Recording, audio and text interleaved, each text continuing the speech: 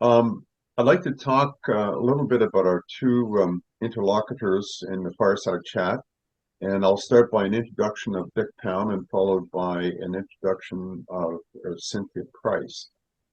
Um, Dick Pound is a prominent Canadian lawyer, author, uh, and sports administration. He is best known for his involvement in the Olympic movement. He's basically a man for all seasons. He's done it all. He was born in St. Catharines, Ontario, and Dick has had a multifaceted career spanning law, academia, and sports governance. His McGill roots run deep as a McGill graduate and a former McGill Chancellor and member of the McGill Board of Governors for many years and chairman as well. A champion swimmer at McGill, he went on to the Olympics and later won medals at the Commonwealth Games. He gained widespread recognition as a partner in the Montreal-based law firm Stikeman Elliott, where he specialized in tax law. However, Dick's most significant impact has been in the realm of sports administration. Dick served as the member of the International Olympic Committee, the IOC, from 1978 to 2022, and I understand now he's an honorary member, making him one of its longest serving members. During his tenure, he held various high profile positions, including vice president from 1987 to 1991 and chairman of the IOC Marketing Commission from 1985 to 2001. He gained further prominence as the founding president of the World Anti-Doping Agency, or WADA, in 1999, where he led the global fight against doping in sports. His relentless efforts in anti-doping advocacy have significantly shaped the modern landscape of clean sport. Apart from his involvement in sports governance, Dick is also a prolific author, having written several books on sports, law, and governance. And notably, his book, Inside the Olympics, the subtitle is A Behind-the-Scenes Look at Politics, the Scandals, and the Glory of the Games, provides a valuable insights into the inner workings of the Olympic movement. Throughout his career, Dick has been a vocal advocate for integrity, transparency, and fairness in sports. His contributions to the Olympic movement and the anti-doping efforts have left a lasting legacy, earning him widespread respect and admiration of the global sports community. And now I want to say a few words about our moderator for the event, is Cynthia Price-Verreau. Cynthia Price-Verreau has recently moderated other keynote speaker events for MCLL. And if you have questions, you may send them to Cynthia in the Zoom chat. And then she'll talk a little bit more when she starts to speak. Cynthia is a distinguished community leader with extensive senior level volunteer and operational experience in leading nonprofit organizations, primarily in the health, heritage, and educational sectors. Having served 10 years on the McGill Board of Governors and several years on the board of the McGill's Alumni Association, and also 2 years as president. She has joined the ranks of Governor Emerita and continues to serve her alma mater in any way she can. She has been recognized as a woman, a Quebec woman of distinction, and has received numerous awards, including the Queen Elizabeth II Diamond Jubilee Medal. Cynthia is a graduate of McGill University in Commerce and Science, a true McGillian. Cynthia, now I'll just turn it over to you. Could you begin the fireside chat? It's all yours. Thank you, Rick. Thank you, Rick. I don't see Dick at the moment, but Yeah. Dick can see you. oh, there we go. There. Oh, good morning, Mr. Pound. Wonderful to see you again. In a long time. All of about a day.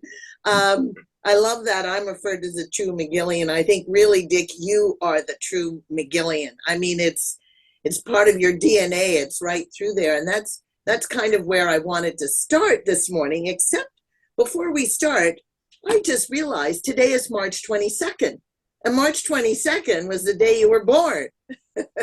Is that not correct? Yeah, almost 30 years ago. Wonderful. Well, happy birthday. And thank you for sharing a part of your birthday with us this morning. So I wanted to start like going right back to a conversation that we had of your first exposure to McGill. And it was when you were in high school in the town of Mount Royal, grade 11.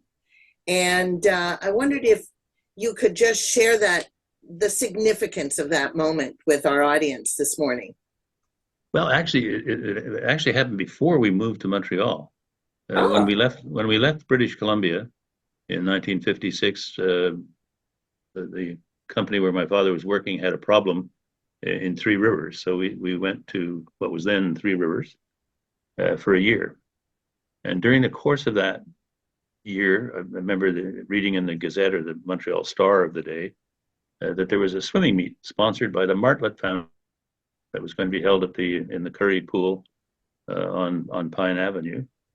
And I had done some swimming in British Columbia, so I said to my father, "This might be fun to go. Are you going to be in Montreal, during this time?" He said, "Well, I can arrange. I'm going back and forth all the time, so we can arrange it." So down we came, and I signed up for a couple of the events there, and that was the start of my Montreal exposure. The following year, I did grade 11 at Mount Royal High School, as you mentioned, and at the end of that, the question is, in those days, which university will I favor with my presence, as opposed to scratching and fighting to get into a university. And so McGill was the obvious choice. My father was a Queen's graduate in engineering, and the only rival we ever had was if McGill was playing Queen's, we had a bet for my weekly allowance. And if Queen's won, I didn't get my allowance. If McGill won, I did. So that was the beginning of a long, constant association with McGill one way or another. And I was in commerce. My father was a mechanical engineer in the pulp and paper business, and very good at the job. And it became clear to me that the better you were in that role, the farther away from civilization you would be living, and you would be living in a place that stank. I don't know whether if you've been in a paper town, you know what it's like. So I knew right away that I was never going to be an engineer. And one of the engineers in the plant had a daughter who was one of the first female chartered accountants in British Columbia. And she was up visiting her parents, and we sat down and spoke. And from the age of 11, I knew I was going to be a chartered accountant. And that was the start of my, as somebody once called it, my reckless pursuit of knowledge. Your reckless pursuit of knowledge that has taken you around the world and sort of following a very interesting path. And so if we go, excuse me, we go a little fast forward, because I mean, there was the chartered accountant, you then took law, but always not far from McGill, if not still at McGill. And so if we look forward many years, Dick, and you became chair of McGill's Board of Governors for 5 years, then Chancellor for 10, and that's the time that I was on the board. You were the Chancellor, and now you're Chancellor Emeritus. And so it's just interesting because no one before or after you has done this. And so how did this, was this planned? How did this come about that, that significant time that you spent around the board table? Well, it kind of sneaks up on you. I mean, after graduating, I was involved with it was called the McGill Association of Montreal or something. It was kind of Montreal chapter of what was then the Graduate Society, now the Alumni Association. And so I got onto that, and eventually onto the Graduate Society itself, and you work away at various things. I chaired, for example, homecoming for a couple of years and things like that. And I became president of the Graduate Society. And after that, there was a kind of a quota of Graduate Society governors on the board. And so I became one of the 5 graduate governors. And eventually, you go along, and it came. I remember David Johnson, who was then principal, and Alex Patterson, and the mafia that was running the university at that point, that wanted an appointment at my office at Stikeman Elliott. And I said, of course. And what's it all about? Oh, well, we'll tell you when we get there. And so they all arrived, and I said, hey, we'd like you to become chair of the board of governors. Are you? I said, well, of course I am. But I mean, you didn't have to bring all of these troops to just call me and ask me. I'd be happy to say yes. So I did, and I always had a view that if you were running the business of the university, you shouldn't stay too long. You get wound up in some of the deals and politics and so on. So it was a 3-year term, and then they said, oh, will you do another? I said, I'll tell you what, I'll do another 2 years. Okay, so that accounted for the 5. And then around that time, we had the Second Century campaign. It was a big campaign, and Greta Chambers' term as Chancellor was coming to an end. And they said, we need to get some name recognition for an international campaign as well as local and Canadian. And they said, you've got that kind of a profile because of the Olympics. You know somebody in practically every country in the world. Would you be willing to be Chancellor? Of course. So there I was, having traversed from somebody worried about getting his own degree to giving out hundreds of them every year. Was a real change. But it's an honorific position that is very important in our system, and I was happy to do it. The second term, I always thought they kept me on for a second term so that I could finally get it right. But that was a great time, and I must say that the presiding over convocations is a wonderful thing because everybody's happy, and including the Chancellor, who gets it. In those days, we were allowed to shake hands with the graduates. Now, of course, it's in the post-COVID era. That's not as easy. No, you have to tap them on the head or tap them on the shoulder as they pass by you. Right. Yeah. Well, it's just interesting because even as we were preparing for this little chat, we were, I said, well, how come you get so involved and you're everywhere at McGill, and you said to me, because it's McGill, you're going to say yes. If it has to do with McGill, you're going to say yes. And I have to say, we're very grateful for that, Dick. Yes. No, I just said it's all been fun and exciting, and the different facets of a university. I mean, there's the academic side, and there's also the making the place work, and putting that all together in a university where you've got 15 or 1600 sole proprietorships, also known as the faculty, and they're interesting. Without doubt, they're all interesting. Sometimes you're not entirely sure which planet they came from, but be that as it may, it's a challenging and exciting enterprise, and will continue to be. So Dick, that was part of the McGill, and I mean, while you were chancellor and chair, you were very much a member of the IOC, and as Rick mentioned in the introduction, you're the longest serving member of the IOC. There for a member for 44 years, and now an honorary member, only termed out because of age. But very much still involved as an honorary member and going off to Paris. Lucky you. If you have any room in your suitcase, give me a call.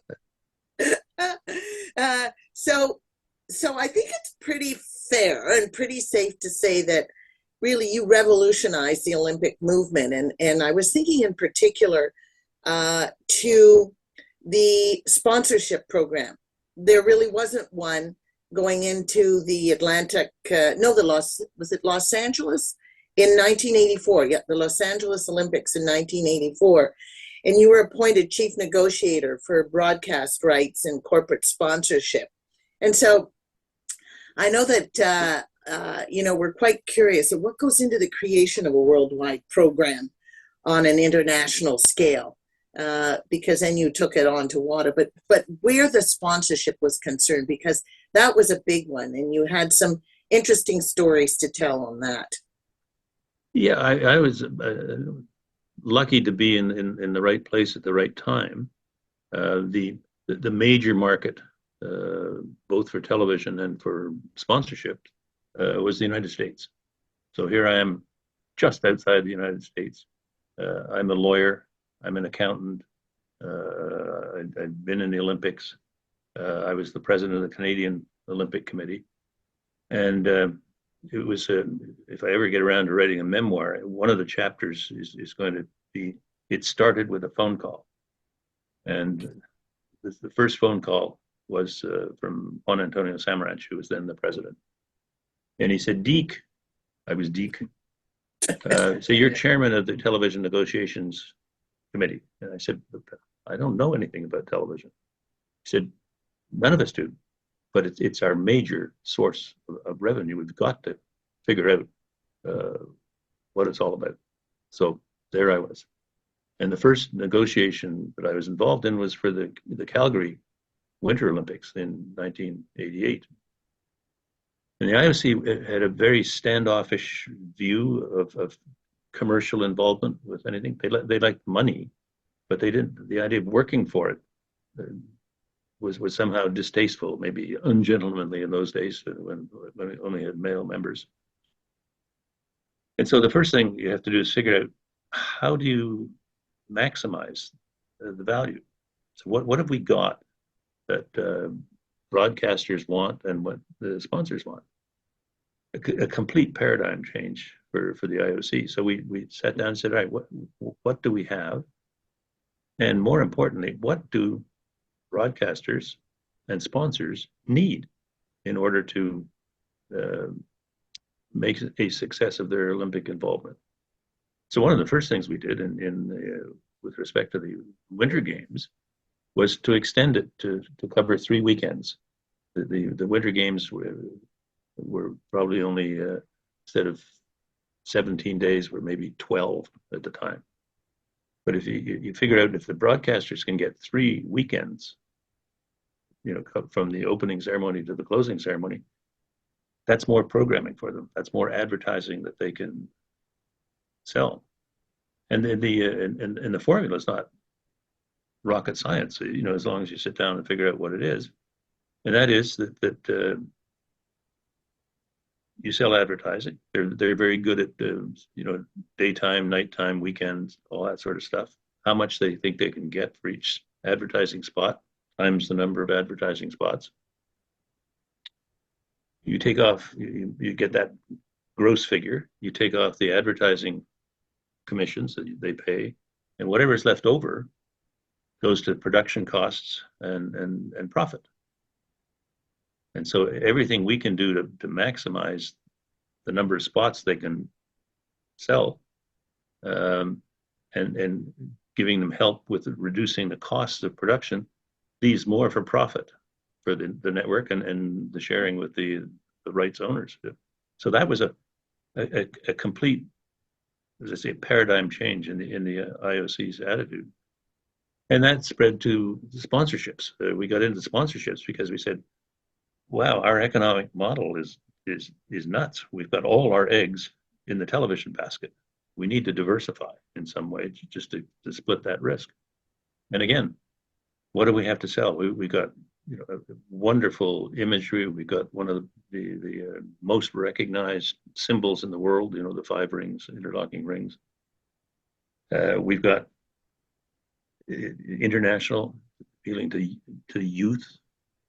It's oddly enough, when we looked at the brand, said it's not Olympic medals or gold medals or world records that are the real visceral ties. It's youth, it's aspiration, it's cooperation on an international basis. And when you start putting that together in a package, you can go to a sponsor and say, here's what you get. And the other thing we did was to say, how do we make this even more valuable to a potential sponsor, a Coca-Cola, Kodak, whatever it may be. And that is, here's how you present that, and here's how you can monetize it, and of course you share with us, and adding sort of some luster to this. We said, what if you go to a Coca-Cola, for example, what if we could guarantee you access to every country in the world, and we made it exclusive? They thought they'd died and gone to heaven. And nobody else in the soft drink category could use the Olympic rings or the Olympic Association. And so that was how we started with it. And it's become a huge enterprise in that respect. But it required a major sea change in the old harumph, you get around money, commercial involvement. Say, no, this is our lifeblood. Let's make it work. And we've now got, the television rights go into the billions now for one edition of the games. And the sponsorships are, I forget, we make hundreds of millions of dollars every quadrennial. So that was a sea change that we've had to absorb. And I think that has worked extremely well. We're now in a position that we provide, I think it's something like $300 million a year to the sports system to help national Olympic committees and the international sports federations that govern each sport on the program. And so we're a major source of revenue. And probably half of what we raise goes to the organizers of the Olympics. So that basically, with what you get from the IOC and through television rights and sponsorships and so on, if you can't organize the Olympic Games on those revenues, you're not doing it right. Our problem is that what happens when you give the games out, the local folks say, oh, well, this is a chance to do all kinds of things that we've been meaning to do for years and years and years, and we can cram it into to coinciding with the games. And we keep saying, listen, make sure your public understands that these are not Olympic costs. These are infrastructure costs that are going to last for years and years and years. You can't allocate all of those costs to the 2-week event or the 3-week event, the Olympic Games. We had that in Montreal, and those of you who lived through that, the extension of the metro lines, the road system, the facilities that were built are still, many of them are still in use. But everyone thought, no, the Olympics cost Montreal $1.5 billion or $3 billion, whatever the fictitious number was that appeared in the press. And there's all kinds of things you do. One is to make sure that there's a separate budget for the Olympics and a separate budget for infrastructure, and so that people in the host countries know what's Olympic and what's the long-term investment that's going in at the same time. So very, interesting, very challenging, and I was lucky to be there, and speaking English and French, knowing civil law and common law for the agreements and so forth. It was a happy mix. Hmm. You know, Dick, when you're talking about the different sites, the different countries, I actually have a question in the chat that popped up from regarding what your thoughts would be on the feasibility of a permanent summer and winter Olympic site or sites. I thought that might Well, be. that's an issue that comes up from time to time, and there's a fair amount of resistance to it around the world and within the Olympic movement, because the Olympics don't just belong to one country. They really kind of belong to the world, and to move them around demonstrates that philosophy. There's some repetition, of course. I mean, Los Angeles and Paris and London have or will have at the end of the summer three times.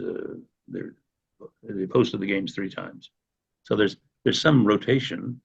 But on the other hand, going to places like Australia, Japan, and so on are it's a sign that these are world games, and I think everybody kind of likes that. Yeah, I think they do. And so let's pick a particular site, and I'm thinking of the 2002 Salt Lake City Olympics, where there was a huge bribery scandal that broke out in 1998, where 10 members were expelled, and you were part of the IOC at the time. Can you talk to us a little bit about that bribery scandal? Yes, I ended up being the chair of the committee that investigated this, and it was a difficult time for the IOC. The U.S. Congress was all over us, and actually, to open a bracket here, the committee got underway in early 1999, just as the Board of Governors was trying to decide who would be the next chancellor, and I was on the list at that point. And I remember we were at the faculty club. We had a meeting of the board, and somebody comes in and says to me, "There's a phone call for you." I said, "Well, no, it's President Samaranch of the IOC," and so he was up to his rear end in alligators at that point. So I came back, and everyone's looking at me, and I said, "Don't ask. You don't want to know this." And that was the meeting at which I was sort of finger was put on me to become chancellor, and it was an interesting time. But anyway, to go back to the scandal, we'd certainly heard lots of rumors over the years about IOC members with their hands out, and after every contest for the games, we'd get all of the candidate cities in winners and losers and say, "Listen, tell us if there's anything that the IOC is doing wrong or could improve or whatever." And nobody would acknowledge that there was the favors being done. I think that the winners were afraid that people might think that they won because of that, and the losers might be coming back as a candidate in the future, so they wouldn't want to blot the copybook. Anyway, the result of all of this was we had to get out in front of it. We did not look at the pushers in the sense of the Salt Lake Organizing Committee. We just said, "This is our problem. We'll solve the IOC problem, and we'll do it quickly." So I think I went out to Salt Lake to try and find out what was going on there and what records they had just before Christmas. And one of the first things we said, somebody's going to start a lawsuit in the United States, and those records are going to be seized. So we got the Salt Lake Organizing Committee to send them all to Lausanne, so that they're out of the country, and we could go through the records and see what was going on. And I'd say within 3 months, we called a special session of the IOC, and we expelled or forced the resignation of 10 members. We gave serious warnings to another couple of dozen, and basically put all that behind us before the U.S. Congress was threatening to subpoena Samaranch and me and all sorts of others to come and testify. And we said, we'll be happy to come and meet with the Congress after we've done what we have to do. We're not going to negotiate with the U.S. Congress about what the reforms should be. We'll decide that, and we'll report. And you either accept or you don't accept what we've done. And so that was a very tough period for the IOC, and we did a fair number of reforms as part of that.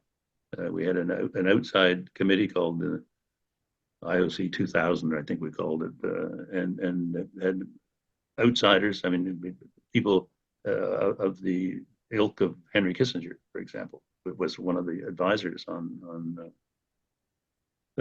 this committee. And one of the interesting parts, catechism parts for the IOC is that I, as a member of the IOC, am not a Canadian representative. I'm a representative of the IOC in Canada. So nobody in Canada can change the fact that I'm a member. And that makes a huge difference. And we explained that to Henry Kissinger, and he said, well, it's worked for, at this point, almost 100 years. It's not bad. You don't want to fall into the same trap as the United Nations, where one country, one vote, and you're a representative of your country, and that's your job, is to represent your country, as opposed to thinking of the greater good of the Olympic movement. So I think we established our ability to govern ourselves. We have a code of ethics, which we never had. It's kind of like a club. And you sort of think, if you're a member of a club, then, well, everyone knows what's the right behavior and so on. But obviously, some of our members didn't care. So we have a code of ethics. We have an independent ethics committee, of which a majority are not even IOC members. And I think from a governance perspective, the IOC is up there in the front row of any international organizations. Fascinating. Dick, just out of curiosity, how many members on the IOC today? There's a maximum of 115, and there are sort of, there are quotas of 15 members for representing active athletes, national Olympic committees, and international federations. So you get a mix of that. And then, so that's 45. The next 70 are just ordinary members, and they're picked by the IOC. The IOC co-opts its own members. Every member has to be elected by a majority vote, the IOC membership. But it's a fairly vigorous selection process. And we have an executive board of 15 or 16 or something like that. That's really the government of the IOC. The today's members are more like directors as opposed to the members. When I was doing this, I mean, I was actually doing the sponsorship negotiations and then the television negotiations, but we don't have that anymore. We have advisory committees to help direct the staff and the professionals that we engage, but getting your hands dirty is kind of a thing of the past. It's a much more sophisticated organization than it was when I joined. And it's had to be. I mean, everything evolves, and certainly where the Olympics are this present day. So I'm just looking at you were so immersed in that. Things have changed, things have evolved, and you stepped back a little bit at one point to take on the presidency or founding of the World Anti-Doping Agency, noted as WADA. And so you were its first president, and I think you went in going like you did with the sponsorship program, like, what do I know? What do I know about this? But I'm going to take it on, and you did. So what was that like? What was that like when you just had that in front of you, and this, really challenge ahead of you, given the whole anti-doping problems around the Olympics? Yeah, that was very. We had actually naively, as it turned out, thought that the disqualification of Ben Johnson in Seoul after winning the 100 meters would send a message to the world that, in the Olympics, no matter who you are, no matter how important your sport may be, no matter how fantastic your performance would have been, if you cheat, you're going to lose your medal and be disqualified. We thought that message would go around the world. Well, it didn't. And the IOC is a even today is a pretty Eurocentric organization, and it's one of these things that if it doesn't happen in Europe, it never happened. Mm. And so what happened 10 years later in the 1998 Tour de France? There's a team called Festina, and members of the team are discovered by the French police to be in possession of industrial quantities of doping substances and the equipment to administer them. And they got arrested. Finally, Europe wakes up and says, oh my God, if they can do this in the Tour de France, maybe they can do it in my sport too. So maybe we better start paying attention to this problem of doping. Anyway, that would have gone on really without the IOC's involvement, because it affected only cycling, except that our president, still Juan Antonio Samaranch, is sitting in his hotel room in Lausanne watching the Festina affair unfold on French television. And he says, for me, that is not doping. Doping is only if you can prove that it's dangerous to the health of the athletes. That's a position. It was diametrically opposed to what he'd been saying all along as president of the IOC. And he's forgotten that there's a Spanish journalist in his room who's been given, spend a day with Juan Antonio Samaranch and see how he runs the Olympic world. Anyway, the next day out comes, I forget which of the Spanish newspapers it was, IOC president soft on doping. It was just, there was a firestorm of opposition to it, to the point where Samaranch had to call a special, an emergency meeting of the IOC executive board, of which I was then a member. And so we get there and he says, so what are we going to do about this? And we said, we're only in this storm because of you. But anyway, we got past that. And I said, well, here's what I see as the problem. Nobody can trust cycling or any other sport to make sure its athletes are clean. Nobody can guarantee that countries, out of the Soviet Union and others, will make sure that their athletes are clean. And the IOC is regarded as too weak to control the Olympic movement, all of which were true. So I said, I think what we need here is we need an independent organization to lead the fight against doping in sport. It cannot be controlled by any particular stakeholder. So it can't be controlled by the IOC or the international sports federations or whatever. And we have a model, actually, already in the Olympic movement called the Court of Arbitration for Sport, which had 4 equal blocks of control: athletes, the IOC, National Olympic Committees, international sports federations. So no one organization or stakeholder could control it. So I said, I think we can adapt that. The other thing that the Court of Arbitration for Sport had going for it is that there's a New York convention that, if you have an arbitral court that is recognized as such by the international community, its judgments are enforceable in every country that's a signatory to the convention, which is just about everybody. And you don't get stuck with the little silos that the normal court system would have for you, where a judgment in Canada can say, Cynthia Price is ineligible to participate in cycling, whatever it is.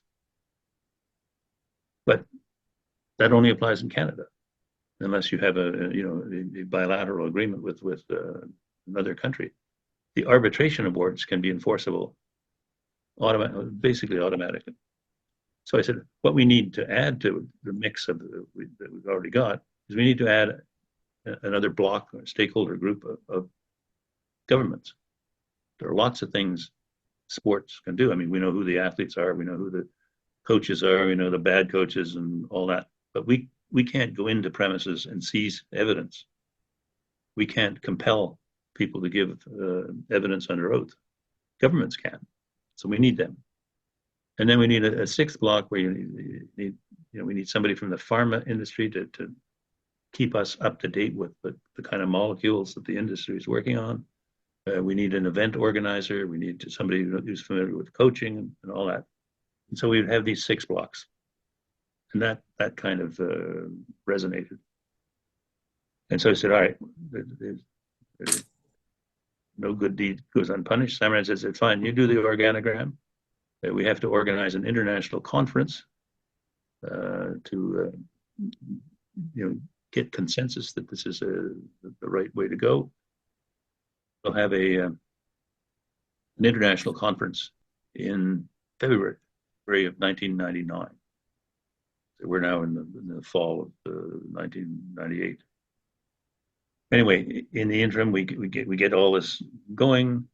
In the meantime, the Salt Lake City stuff hit the fan, and remember Samrat says, "Oh, listen, Deke, maybe we shouldn't have this." I said, "No, we'll get out of Salt Lake somehow, but doping's too important. We've got to get our hands on this, and we have a certain momentum built up. If everybody has 15 minutes at this conference to speak, you can be sure the first 5 minutes will be spent excoriating the IOC and its many faults, but then they'll get down to the business at hand." And that's exactly what happened. We had we ended up with something called the Lausanne Declaration, which posited that we would have an organization of this nature, and that the rest is history. Well, was another Deke. He said, Samrat said, "Listen, Deke, I cannot chair this." I said, "Well, that's for sure. You can't." And he's been and the chairman of the medical commission was Prince Alexander de Merode from Belgium. He said he's too close to me, and people would not think he has the distance that is required. And if I appoint the vice chairman of the medical commission, another Belgian, Jacques Rogge, he said, "I'm going to have a civil war in Belgium." He said, "You have to do it." And I said, "Well, I don't know anything about doping. The only exposure I had was in Seoul when Ben Johnson was about to be stripped of his medal." He said, "No, listen, you must do it." So I said, "Well, how about if I agree to do it for 2 years until it's up and running, and then I can get out?" Yes. And they want somebody to do something for free that they agree with almost anything going in. But it took me 9 years to get out of it. But we found a whole bunch of things that were shocking to me. And one of them was when we said we have to be in the field the beginning of the year 2000 to test for these athletes going to the Sydney Games that fall. And so we get there, and we found out that a significant majority of the international sports federations on the summer sports did not even have rules that permitted them to test their athletes out of competition. I mean, it's just jaw-dropping. And if you're using steroids, for example, these are things you take before the competitions. They're not race day drugs like stimulants. So we spent the first half of the year getting the international federations to adopt these rules so that we could start testing. And so the tests were not all that effective, because by the time the rules got changed and everyone knew that there were only going to be 3 or 4 months before the games, they got off the stuff, and of course it disappears from your system, but not the benefits, the increased muscle mass and all that sort of stuff. A good steroid program will last you for 4 or 5 years. Anyway, but that was the start. And then the other thing we found out was that some federations had pretty good anti-doping rules. They didn't apply them very well, and others had none. And so there's a complete mix. So we said, all right, we need to get everybody singing off the same song sheet here. So we came up with the idea of having an anti-doping code, world anti-doping code, which took us about 2 years to negotiate. This sport, like many organizations, is very change adverse. They don't like it. And, presidents of international federations, they want to get reelected, and that's the prime directive of any international federation. Presidents to get reelected, you don't make waves. You don't do anything controversial. So no progress was being made other than lip service to anti-doping. Anyway, we had a second world conference, this time in Copenhagen, and went through the code. We'd circulated drafts beforehand and so on, and we went through it basically article by article. And then at the end of this, and there's lots of meeting techniques you have. I mean, you leave some low-hanging fruit, these where somebody can say, "Oh, but you haven't." Oh my God, how clever of you to know it's Friday. Yes, we'll make that change. Everyone's happy. They all feel they've participated. We got to the end of it, and I said, "Well, it looks like we're agreed." And the voting at some of these things is everybody just claps. And I said, no. I don't want 6 months from now some international federation president say, "Well, I didn't clap, so I don't consider my sport is bound by this." I put my fingers behind my back and I crossed my fingers and I said, "Is there anyone in this room who does not agree with adoption of this code?" And you look at the ones you look at cycling right in the eye, you look at a lot of the team sports, soccer and so on, and you wait. And a minute, dead silence, is a long time. But at the end of that, and I said, "Well, thank you very much. We're unanimous." Or the WADA Foundation Board retired to a room, adopted the code, came back in and said, "All right, we now have a code." But that doesn't mean anything. That's only a WADA code. In order to make it work in the system, every stakeholder has to adopt the same code. Every National Olympic Committee, every international federation, the IOC itself. And we said, so here we are, we're now in early 2003. Code will come into force January 1st, 2004, the Olympic year, where games are in Athens. And the deal will be every stakeholder has to adopt this code before the opening ceremony of the Athens Games. That's pretty easy within the Olympic movement because they have congresses and meetings all the time. Government said, "Oh, wringing of hands, well, we can't just rubber stamp something that has had civilian hands on it." But they gave what was called the Copenhagen Declaration, that governments would be a binding obligation to adopt some form of approval of this code. And I must say, to give credit where credit is due, they, by the I think within a year, they'd settled on UNESCO, and they were going to have a convention under the umbrella of UNESCO. And they said, "But we can't have that done in time for Athens." And we said, "Well, the Olympic movement will lead the way. We'll show that we're serious about it." and it'll be up to you to demonstrate that you are. And so they did get it done, and within they said, and I said, yeah, and I'll tell you what, to encourage you, we'll pay the first 2 years. We'll pay 100% of it. The cheapest 2 years, of course, because we had nothing in place. But starting in year 3, you've got to come up with a formula to pay your share, which they did, and which has stayed in place ever since. So you're inventing something new. It had never been done before, and the other thing we had to do was to convince governments not. Let me go back. We had to convince governments to allow the Court of Arbitrations for Sport to be the final authority on doping matters, not the state courts in each country. And you got that done. We got that done, and you know, to their credit, the governments understood that their process, state courts, take forever, immensely expensive. They've got crowded court calendars. You know, if you're in Montreal and you've got a civil case that's ready, where the lawyers are ready and so on, it can take up to 4 years after you've said that you're ready to go before you get a hearing date. So, whereas in the Court of Arbitration for Sport, it's kind of it sits all over the world with arbitrators that are selected because of their knowledge of sport and so forth. So that has worked very well, and it takes a load off the state court system, and they don't have the expertise either. Yeah. Which is not to say that a properly instructed court couldn't figure this out if the evidence is clear, but it's new, and they're just not ready. Yeah. So, and in that case, everything takes time. But Dick, you wrote a book entitled Inside Dope, How Drugs Are the Biggest Threat to Sports. Do you still believe that?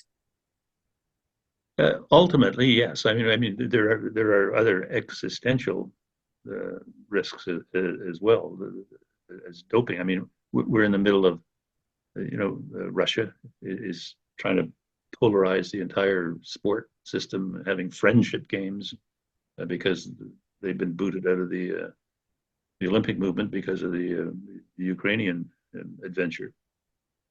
So that's perhaps even more dangerous than doping. But doping, in the sense of health and integrity of sport and so forth, is very, very serious. And I used to have, as president of WADA, I tried to make sort of sound bites that people could understand without having to know, saying, I don't want my children, or in my case, my grandchildren, to have to become chemical stockpiles in order to be successful in sport. So people get that. And, if you're in the United States, you're going to a baseball game, a Major League Baseball game with one of your kids, say, my boy, someday if you work hard and you can lie convincingly enough, you might be out there on that field. People get that, and they may not know the chemistry or whatever it is, but or the health risk, but they understand that's wrong. And so we made a fair amount of progress. The problem is you've got people coming in, the bottom of the sports system and working their way through all the time. So a lot of the ones entering don't understand what it's all about. So you've got an ongoing pedagogical issue to deal with. Mm-hmm. Oh, you certainly do. Now we're coming to the end of our session. I've been trying to integrate some of the chat questions into our discussion, and I just wanted to end and on a note of saying that Dick or Deke, no one person has made a greater impact on the integrity of amateur sports in the world than you have. And so given that, what would you say to the young people considering making their sport their career? Well, I'd say if you're a parent, the two things, and you ask your children, what do you want to be when you grow up? The two things you probably fear the most are, I want to be a poet, or I want to be a professional athlete. And say, think it over. It's certainly the professional athlete part is not going to, it doesn't last forever. And you can't spend 2/3 of your life sitting around polishing your medal that you won when you're 20 or 21. So there's that. And the other is something that I remember was, I think it maybe was Bishop Fulton Sheen back when I was in university. And he said, apropos of conduct, he said, if it's wrong, it's wrong, even if everybody's doing it. And if it's right, it's right, even if nobody's doing it. And that's something that, you know, if you keep that with you, it helps align your moral compass as well as anything else. Well, thank you very much, Dick. I know you've had an illustrious career. I know that it continues on. You're not one to sit in the back row on anything that's going on. And so my last and final question is, what's next for you? You mentioned a memoir a little while ago. You mentioned that maybe you might be writing your memoirs. Is that something that that you're going to think about or that you're doing? Yeah, I thought I should not start anything until my official career as an IOC member was finished, because you know, it might be assumed that I was speaking for the IOC, and so now I can do that with without that sort of Damocles over my head, and it'll be fun to do, because I'm not somebody who spent a lot of time looking back. You know, you're sort of formed and shaped to some degree by your history, but the objective is to keep looking forward.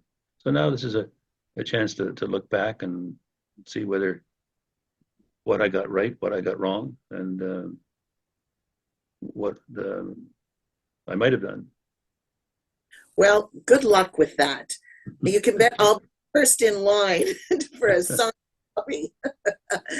Anyway, thank you so much for your time, and thank you for your insightful thoughts on the issues that we talked about today.